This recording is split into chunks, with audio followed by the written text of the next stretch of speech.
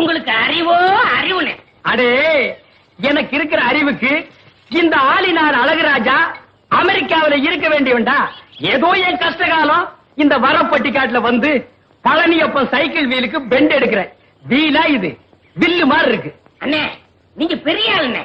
உனக்கு தெரியுது, நம்ம ஊர் ஜனங்களுக்கு தெரியலையே. இது எல்லாம் நீ போய் சொல்லணும்டா.